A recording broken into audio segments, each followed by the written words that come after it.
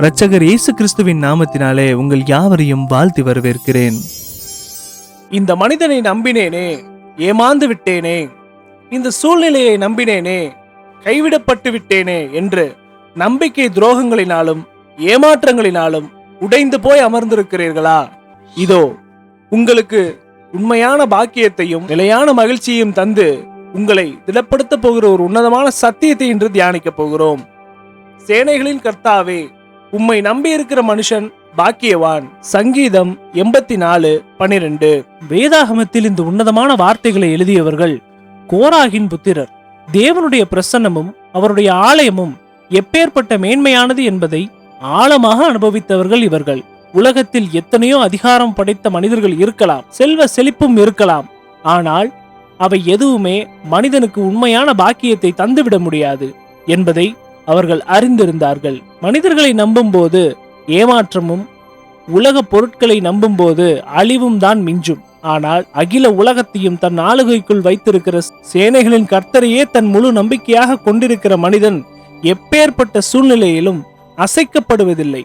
அவன் ஆசீர்வதிக்கப்பட்ட பாக்கியவான் என்ற உன்னதமான சத்தியத்தை உணர்ந்து அந்த பக்தர்கள் தங்களைத்தானே திடப்படுத்திக் கொண்டார்கள். பிரியமானவர்களே, இன்று இந்த சத்திய வார்த்தை உங்களுக்கும் எனக்கும் எவ்வளவு பெரிய கண் திறப்பாகவும் ஆறுதலாகவும் இருக்கிறது தெரியுமா?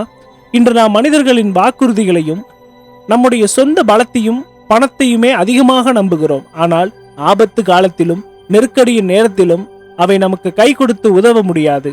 ஆனால் வேதாகமம் நமக்கு தரும் சத்தியம் என்னவென்றால், நம்முடைய இயேசு கிறிஸ்து ஒருபோதும் நம்மை ஏமாற்றாத உண்மையுள்ள தேவனாக இருக்கிறார். நீங்கள் உங்கள் சுய பலத்தை நம்புவதை விட்டுவிட்டு உங்கள் சூழ்நிலைகள் எப்படி இருந்தாலும் இயேசுவை முழுமையாக நம்ப தொடங்கும் போது நீங்கள் பாக்கியவானாக மாறுகிறீர்கள்.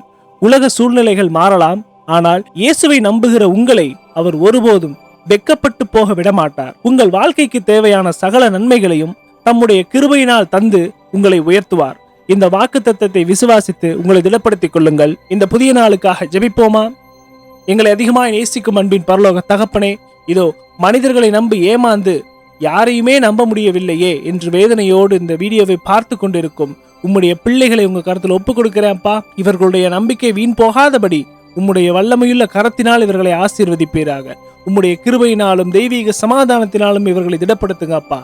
இன்று ஸ்கூல் காலேஜஸ்க்கு செல்லக்கூடிய பிள்ளைகளை உங்க கருத்துல ஒப்புக் கொடுக்கிற நீரே அவர்களை ஆசீர்வதித்து பலப்படுத்துங்க. தேவைகளுக்காக ஜெபிக்கிறவர்களுக்காக நான் ஜெபிக்கிறேன். இயேசுவின் வல்ல நாமத்தில் தேவைகள் எல்லாம் சந்திக்கப்படுவதாக முற்றிலுமாய் உங்க கருத்துல ஒப்புக் கொடுக்கிறேன். நீரே பேரு பேராய் அவர்களை ஆளுகை செய்து ஆசீர்வதிப்பீராக. மீட்பரும் அருமை இரட்சகருமாகிய இயேசுவின் வழியாய் ஜெபிக்கிறோம் எங்கள் ஜீவனுள்ள நல்ல பிதாவே, ஆமேன்.